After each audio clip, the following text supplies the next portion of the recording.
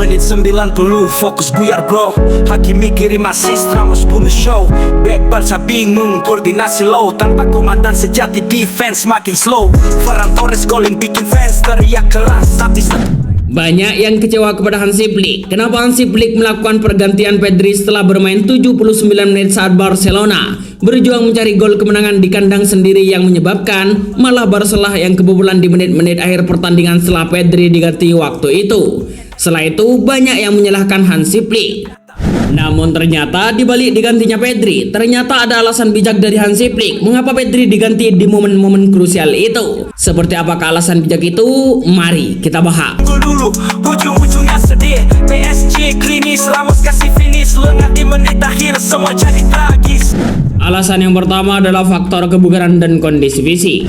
Ya, sudah kita ketahui bersama bahwa Pedri dikenal sebagai pemain yang rentan cedera. Namun setelah sempat mengalami masalah otot berulang dan menjadi target tackle dari semua pemain PSG, tim medis Barcelona selalu mengingatkan agar ia tidak dipaksakan bermain 90 menit di laga-laga intens ini. Saat menghadapi PSG, intensitas pertandingan sangat tinggi dan Hansi Flick melihat tanda-tanda kelelahan dari seorang Pedri, di mana untuk mencegah cedera yang sangat serius, ia memilih menariknya keluar di waktu yang sangat krusial itu. Peluang mereda, PSG efektif 2 tembakan 2, hasil Barcelona dominasi tapi ujungnya nyesek kecil.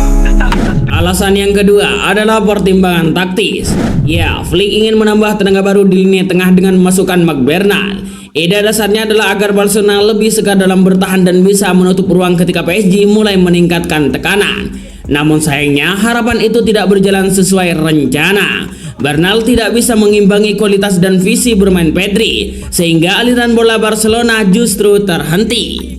Alasan yang ketiga adalah manajemen beban pemain. Ya, musim ini Barcelona sangat panjang dan Flick tahu Pedri adalah pemain kunci untuk jangka panjang. Bisa jadi ia berpikir lebih baik menjaga Pedri agar tidak terkuras habis di satu pertandingan itu, ketimbang memaksakannya hingga akhir lalu kehilangan jasanya dalam laga-laga berikutnya. Buyar bro, Hakimi kirim assist, Ramos bunuh show.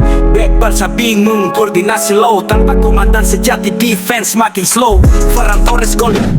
Dan tambahan dari one ball adalah kesalahan baca situasi pertandingan dari Hansi Flick. Ya, yang paling mungkin Hansi Flick keliru membaca momentum. Ia mengira Barcelona bisa tetap mengontrol permainan tanpa seorang Pedri. Padahal kenyataannya Pedri lah yang menjaga keseimbangan tim Barcelona. Begitu ia keluar, PSG langsung menemukan celah dan berhasil menghukum Barcelona dengan gol kemenangannya. Malah goyah, Mbappe udah pergi tapi tim tetap kaya. Hakimi dan Ramos buktiin siapa raja.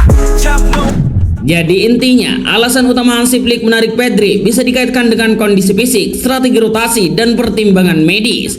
Namun keputusan itu terbukti fatal karena momen krusial justru membutuhkan sosok Pedri di lapangan. Namun bagi Hansi Flick, kesehatan adalah yang paling utama dari seorang pemain. Dan itulah alasan bijak Hansi Flick mengapa menarik Pedri di momen-momen krusial. Bagaimana menurut pendapat kalian? Apakah kalian setuju dengan keputusan itu? Silahkan tulis di kolom komentar pendapat kalian. Ferran Torres golin bikin fans teriak keras, tapi setelah itu serangan jadi terbatas. Yamal gelok Rapina gak bebas, Pedri kepres kreativitas pun habis gas. Statistik bola gak bikin beda, pemesanan tinggi tapi peluang mereda. PSG efektif 2 tembakan 2, hasil Barcelona dominasi tapi ujungnya nyesek kecil. Totalitas beda, itu yang nyata. PSG percaya diri pada malah goyah. Mbappe udah pergi tapi dia tetap kaya. Hakimi dan Ramos buktiin siapa raja. Jam now panas tapi skor bikin pedih. Barca unggul dulu, ujung-ujungnya sedih. PSG klinis, Ramos kasih finish. Lengah di menit akhir semua jadi tragis. Jam now panas tapi skor bikin pedih. Barca unggul dulu.